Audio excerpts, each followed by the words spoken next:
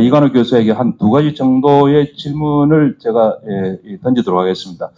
첫 번째는 오늘 정치적 양극화, 특히 정서적 양극화에 대해서 깊이 말씀을 해주셨는데, 이게 여의도 내에서 문제가 해결이 안 되면 또다시 2016, 17년 같은 광장 정치가 다시 힘을 쓰고 다시 우리가 그 추운 겨울에 몇 달 동안 광화문에서 외쳤던 촛불을 다시 들여야 되는 게 아닌가. 이 정치 복원이 이루어지지 않을 때의 그러한 광장 정치 도래 가능성에 대해서 좀 코멘트를 부탁드립니다. 말씀하신 대로 미국에서도 이제 그 트럼프가 나타나서 이 문제를 어떻게 해결할 것인가에 대해서 이제 그 정치학자들도 상당한 논쟁을 많이 했는데, 미국의 한 정치학자가 트럼프하고 싸우려면은 모든 사안에 대해서 똑같이 지저분하게 싸워야 된다. 공화당의 전략을 그대로 가져와서 모든 사안에 똑같이 반대해야 한다. 다수의 많은 학자들은 이것에 대해서 검토를 해보니까 별로 바람직하지 않다라고 얘기를 하는데, 결과적으로 여러 사례들을 검토해 보니까 이런 대응 전략이 오히려 포퓰리즘과 전체주의적인 지도자들의 등장을 계속 가속화시키는 경향으로 역사적으로 나타났더라. 두 번째는 중도 유권자들을 불안하게 해서 야당의 지지도를 떨어뜨리는 효과들이 많더라. 세 번째는 여당 내 중도파들조차도 야당의 강경한 태도 때문에 오히려 더 당내 단합이 높아지는 경우가 높더라. 네 번째로는 야당이 이렇게 진흙탕 싸움을 하게 되면은 정부가 훨씬 더 큰 권력을 갖고 있기 때문에 여러 가지 정치적 자원들을 통해서 야당들을 더 괴롭힐 가능성이 높다. 그래서 이런 전략이 별로 도덕적으로 옳지 않다는 게 아니고 별로 효율적이지 않더라. 라고 하는 얘기들을 이제 대부분 많이 하고요. 또 다른 대안 중에 하나는 그럼 어떻게 할 것이냐 라고 하는 것은, 방법에 대해서는 두 가지인데, 하나는 우리로 얘기하면 많이 얘기했던 말인데, 야권 연대, 넓은 민주주의의 연합전선을 확보한다. 그것은 어떻게 확보 가능한가? 첫 번째로는 제도적인 자제, 정부에 대해서 비판하고 공격하는 것도 필요하죠. 필요한데 정부가 그렇게 잘 할 수 없도록 어떻게 제도적인 장치들을 서로 잘 만들 것인가 라고 하는 부분이고, 여기에 이제 선거제도라든지 이런 것들도 정치에는 포함이 됩니다. 또 하나는 상대편이 결정적으로 룰을 어길 때까지는 일단 관용하면서 기다려주는 것이죠.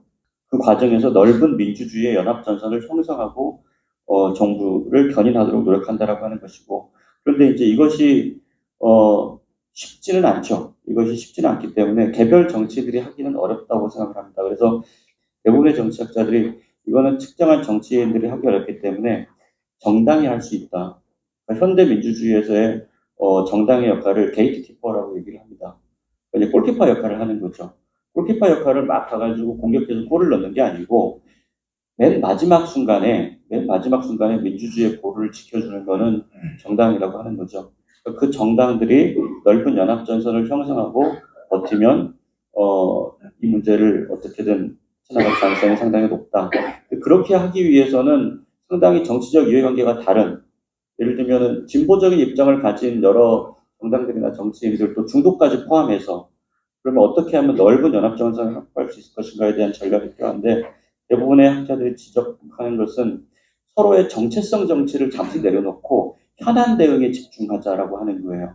예를 들면 낙태에 대해서는 조금 생각이 다르더라도 의료보험 문제에 대해서 정책적 연합을 형성하자.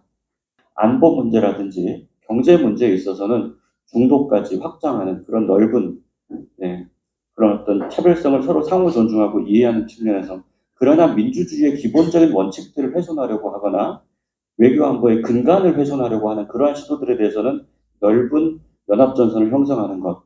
특히 요즘에 이제 문제 중에 하나가 저출생 문제라든지 지방소멸 문제라든지 이런 문제들이 있어서 정부가 야당의 정책 대안을 내놓는 것, 저는 이것이 이제 하나 필요하다라고 생각을 합니다. 다른 하나, 총선 이후에 윤석열 정부가 어떤 식으로 대응해야 되느냐. 제가 생각하는 가장 큰 기준은 대통령의 대국민 사과예요. 역대 우리 대통령들이 사과해야 된다고 얘기할 때 주변 참모들이 만류하고 대통령이 함부로 사과하면 리더십이 무너집니다. 이렇게 얘기해가지고 좀 늦어진 사례들이 많이 있는데, 결과적으로는 더 큰 사과로 마무리하지 않으면 안 되는 경우들이 거의 대부분이었습니다. 그래서 저는 이번 정부에서도 대통령이 국정방향, 지금까지의 국정방향이 뭐 잘못되었다라고 하는 사과가 없으면은 이 문제가 잘 해결되기 어렵지 않을까, 문제가 점점 커지지 않을까. 그래서 아까 말씀하신 것처럼 또 국민들이 이렇게 좀 불편한 일을 좀 해야 되는가라고 하는 걱정이 들기는 듭니다. 그 전에 어떻게든 좀 이 부분이 해결되기를 바라고요. 다른 하나는 그러면은 그렇게만 하면은 문제가 좀 해결될 것이냐. 근데 저희가 한번 해봤잖아요. 저희가 한번 해봤는데 그러고 나면 지금쯤 우리가 굉장히 좋은 민주주의 속에서 좋은 정치 속에서 국가적인 비전을 가지고 살아갔어야 되는데 국민들이 그렇게 많이 거리에 나와가지고 열심히 했는데 지금 불과 10년도 안 돼서 지금 보니까 굉장히 좀 처참한 상황이죠. 저는 그러면 우리가 다시 그런 시행착오를 하지 않으려면 어떻게 해야 되느냐. 다시 민주주의를 복원하자라고 하는 정도 가지고는 제가 보기에는 간단치 않다. 왜냐면은 그거는 기본적인 거고 우리 국가나 사회가 나가야 될 비전이 무엇이냐라고 하는 것들을 정립해 나간 상황 속에서 대안을 제시하지 않으면 아마 지금 특히나 2030 세대 새로운 유권자들의 선택을 그 과거처럼 받기는 어려울 것이다. 촛불 이미 한번 해봤는데 그 다음에 별거 없었잖아. 라는 이런 시각에서 조금 더 냉정하게 상황을 좀 봐야 된다라고 하는 생각이 들고요. 지난 민주화 이후에 여러 정부들의 어떤 시대 정신 같은 것들이 저는 있었다고 생각하는데 과연 최근 10년 사이에 우리 민주 진보 진영이라고 이제 넓게 했을 때 대한민국의 통치 이데올로기는 어떤 것인가, 네, 국가 비전은 어떤 것인가 이런 부분들에 대해서 명확하게 합의된 어떤 방향성이 있는가. 저는 그 부분이 지금 대단히 모호해서 민주당이 집권하면 그 나라는 어떤 나라의 모습일까요? 라고 하는 것에 대해서 민주당 국회의원들이 대답할 수 있어야 된다. 네, 우리는 어떤 정도의 수준의 복지와 우려를 가지고 출생률을 어떻게 해서 우리가 올려보겠다. 출생률의 어떤 문제는 어떤 것이다. 고령사회는 어떻게 대응하겠다. 예를 들면 수도권에 사는 대부분의 사람들은 지방소멸 얘기를 남의 나라 얘기라고 생각합니다. 지방 뭐 망한다고 뭐 큰일 있어?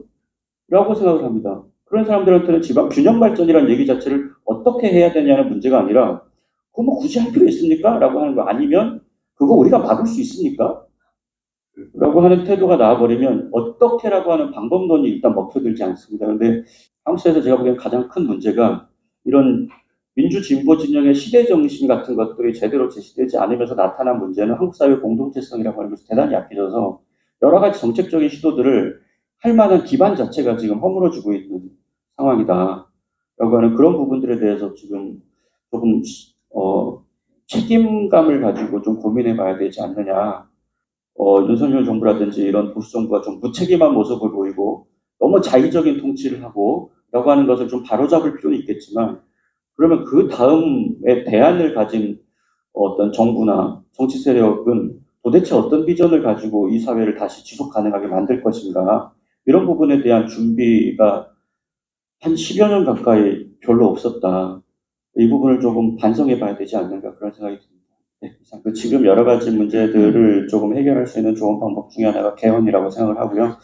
지난 우리 그 2016년, 17년 촛불 이후에 사실은 문재인 정부에서 저는 실제로 개헌안을 제출했지요. 네, 실제로 개헌안을 만들어서 국회에 제출했는데 제대로 논의가 되지는 않았습니다. 제가 생각하기로는 만약에 문재인 정부가 개헌을 할 의지가 실제로 있었다면 연립정부를 했어야 되지 않는가. 그러니까 이제 예를 들면 촛불정부라고 얘기를 자임했죠. 촛불정부를 자임했는데 촛불정부라고 하면은 촛불 연립정부 정도가 가능했어야 하지 않는가. 최소한 과반을 조금 넘을 수 있는 그런 정도를 한 다음에 개헌을 추진했다면 아마 개헌이 실제로 이루어지지 않았겠는가라는 좀 아쉬움이 있습니다. 그래서 촛불 정부라고 처음에 자임했을 때 상당한 기대가 있었는데 결과적으로는 민주당 정부였죠. 네, 근데 민주당 정부 가지고는 개헌을 하기가 현실적으로 어렵죠. 상당히 우리가 촛불에 빠르게 많은 성과들을 또 냈고 문재인 정부 때 성과를 낸 것들도 상당히 많습니다만 결과적으로 지금 돌아와서 보니까 너무 빠르게 그런 것들이 사라져 버리잖아요. 우리가 그런 것들을 많이 봤죠. 김대중 노무현 정부 때도 많은 성과가 있었는데 결과적으로는 정권 재집권에 실패하니까 노무현 정부가 많은 성과를 거뒀지만 불과 1, 2년 사이에 그런 것들이 다 형이화되는 것들을 봤죠. 지금 서울시 의회가 엊그제도 이제 여러 그 조례들을 폐지하고 그다음에 예산 근거의 지원들을 다 없애버리고 라고 했는데 굉장히 만들 때는 어렵게 만드는데 금방금방 쉽게 또 없어지고 그럼 이것들을 계속해서 반복할 것인가 라고 하는 그런 고민들이 있습니다. 그래서 뭐 제가 그 앞에 대통령이 총선 이후에 해야 될 것들 중에 저는 단계가 있다고 생각합니다. 그래서 적극적인 협치를 요청하고 또 그것이 안 되면 연립정부나 거국내각을 수립할 것을 요청하고 또 그것이 안 되면 임기 단축을 포함한 대통령 중임제, 뭐 분권형 대통령제의 제도 개혁을 포함한 임기 단축 같은 것들이 있고 거기까지도 말이 안 된다고 하면은 정말로 비상한 상황을 맞이할 수밖에 없겠죠. 하지만 그 이전에 우리가 제도적으로 혹은 정치적 관례로서 이렇게 해볼 수 있는 여러 가지 제안들은 많이 있다. 저 개인적으로는 사실 탄핵이라고 하는 상황이 대한민국 헌정사에서 다시 일어나지 않았으면 하는 바람입니다. 왜냐하면 그거는 정권이 바뀌어도 똑같기 때문입니다. 정권이 바뀌어도. 대통령이 조금 실수를 하면 바로 탄핵이 이제 예를 들면 관례화될 가능성이 높죠. 그런 풍토 하에서 민주주의가 발전할 수 있다고 생각하지 않습니다. 지금까지 민주화 이후에 우리가 40년인데 그 민주화에 40년 해보니까 결과가 대통령이 잘못하면 끌어내리는 수밖에 없더라. 라고 하면 한국 민주주의라고 하는 것이 참 불행하지요. 저는 그렇게 되지 않기를 바라고요. 그런 의미에서 저는 개헌은 상당히 논의해 볼 만하다. 예, 개헌이라고 하는 것이 중요하다고 하는 것이고요. 방법론적으로 시민의회라든지 이런 정찰을 말씀해 주셨는데 말씀하신 대로 예를 들면 캐나다라든지 아일랜드 같은 경우에는 개헌을 하기 위해서 시민의회를 만들어서 거기서 논의를 했죠. 논의를 했는데 단기간에 한 것은 아니고 6개월에서 1년, 길게는 2년 가까운 시간을 가지고 시민의회를 만들어서 오랜 시간을 걸쳐서 충분한 논의를 했습니다. 그래서 저는 그런 것들을 이번 국회에서 제안해 본다라고 하는 것은 대단히 좋은 일이라고 생각합니다. 그래서 만약에 올해 정기국회에서 민주당이 그런 제안을 먼저 해서 우리가 새로운 제7공화국을 열어야 된다. 여러 가지 정치 제도들, 또 우리 안보 상황의 변화, 또 북한과의 관계, 그리고 한국 사회가 나가야 될 비전이 87년과는 분명히 다르죠. 어떤 높은 수준의 국가적인 목표를 가질 것인가에 대해서 우리가 헌법을 다시 한번 손을 봐야 되지 않느냐라고 하는 국민적 공감대가 저는 있을 거라고 생각합니다. 그런 제안을 국회 다수당이 먼저 할 수 있다면, 그리고 또 거기에 대해서 시민들이 함께 참여해서 1년, 2년 정도의 충분한 시간을 가지고 만약에 논의한다면 앞으로 또 한 세대 정도를 우리가 할 수 있는 그런 국가적인 기반을 또 그 과정에서 우리가 새로운 시대 정신을 찾을 수도 있지 않을까라고 하는 생각을 하고 있습니다. 두 번째 질문에서는 한국 민주화 과정이 압축적으로 이루어지면서 여러 가지 미흡한 부분들이 많이 있었고 그 중에서 이제 검찰 문제를 어떻게 정리해야 되지 않느냐 그건 다 맞는 말씀이라고 생각하고요.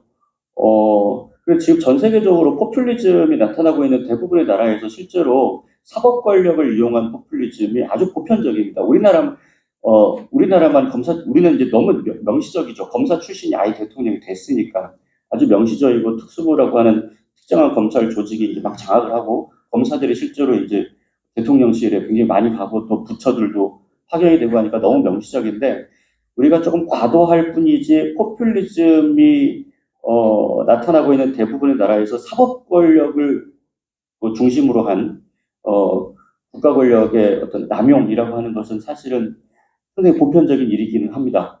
지금 미국 사회에서 나타나고 있는 많은 문제점들이 뭐냐면 트럼프가 함부로 막 임용한 연방 대법관들 자질과 어떤 가치가 부족한 거기서 지금 이제 미국 사회가 막 분열되고 있죠. 수십 년 동안 미국 사회에서 안정적인 기반을 가지고 있었던 여러 가치들을 막 깨부시고 있죠. 사회가 극도의 혼란으로 가고 있는데 저는 이제 그 문제의 원인과 결과를 한번 좀 뒤바꿔서도 볼 필요가 있다고 생각하지만 검찰 권력이 왜 이렇게 강해졌는가를 생각해 보면 뭐 1987 영화도 다 보시고 그 시대를 경험하셨으니까 아시겠죠. 그 전까지 검사라는 게 별 볼 일 없었습니다. 예. 그냥 영장 가져가면 그냥 도장 찍어주는 역할이었죠.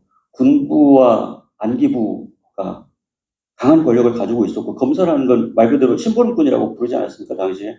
영장 도장 찍어서 법원으로 가져가는 역할이 검사가 하는 게 다죠. 심지어 내무부의 경찰국장보다도 못한 검사들이 검찰이었는데 민주화 이후에 검찰을 견제하던 여러 세력들, 그러니까 말 그대로 이것도 민주주의의 문제인데 사법 권력 내부에서의 견제와 균형이 이루어지지 않으니까 검찰 권력이 굉장히 강해졌고 그 부분을 제어하기보다는 정치 활용했죠.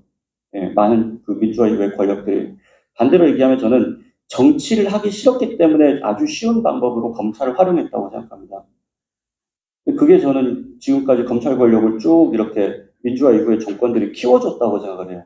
그래서 검찰과의 연립정부, 지금까지 민주화 이후의 모든 정부는 검찰과의 연립정부였다라고 하는 표현을 썼는데 검찰들이 스스로 알아서 야당을 공격할 수 있는, 야당 정치인들을 공격할 수 있는 여러 수사거리들을 제공하고 그리고 여기서는 야당과 협상할 것인가 아니면은 검찰을 통해서 수사해서 압박할 것인가 훨씬 쉽죠. 이쪽이. 그런 유혹들에 제대로 어느 정부도 버티기가 쉽지 않았다고 생각하고 그것을 거부한 대통령은 굉장히 불운한 최후를 맞게 되었는데 저는 아마 이번 부분들이 상당히 안타까운 부분이지만 반대로 얘기하면 정부 여당과 야당 간의 정치가 원만하게 이루어지면 검찰이 설 자리가 사실 별로 그렇게 많지 않습니다. 검찰이라는 게 지금까지 특히 특수부라고 하는 게 이렇게 큰 권력을 가지게 된 이유는 정치인 수사를 전담했기 때문이죠. 그 김대중 정부 때부터 지금까지 쭉 계속 어느 정부든 이어져 왔습니다. 특수부를 키워온 거는 검사들한테 제가 직접 들은 얘기도 합니다. 우리가 스스로 컸습니까? 권력이 키워줬잖아요. 자기들이 칼로 쓰고 싶을 때 우리들한테 엄청난 권력을 주고 나서 나중에 왜 우리를 비판합니까? 지들이 준 권력인데. 우리 스스로 크지 않았습니다. 권력이 우리한테 힘을 줬죠. 지금까지 모든 그 전 정권에 대한 수사를 검찰이 다 독점했잖아요. 특수부가 다 독점하고. 그러니까 쉽게 한 거죠, 통치를. 통치를 쉽게 하다 보니까 검찰 권력이 점점 커지고 특수부 권력이 점점 커진 겁니다. 그러니까 저는 그렇게 하면서 검찰과의 연립정부가 이루어졌다고 보는데 그러면 결국 검찰을 해소하는 방법은 무엇이냐? 저는 정치를 복원하는 방법밖에 없다. 정치를 복원하지 않고 검찰 권력을 뚫을 수 있는 다른 방법이 있으면 그런 시도들을 많이 해봤는데 지금까지 저는 성공한 게 없다고 생각합니다. 민주주의를 할 것이냐 아니면은 검찰 권력을 통해서 권력을 가지고 할 것이냐 저는 대체로 이 두 가지 선택 중에 좀 쉬운 선택들을 많은 정부가 해왔다고 생각하는데 아마 그 부분에 있어서는 물론 뭐 정치 행태의 변화도 필요하겠지만 검찰이 별로 끼어들 여지가 없는 정치 제도들이 조금 확립이 된다면 아마 조금 더 쉬워지지 않을까 생각합니다. 예, 힘찬 박수 부탁합니다.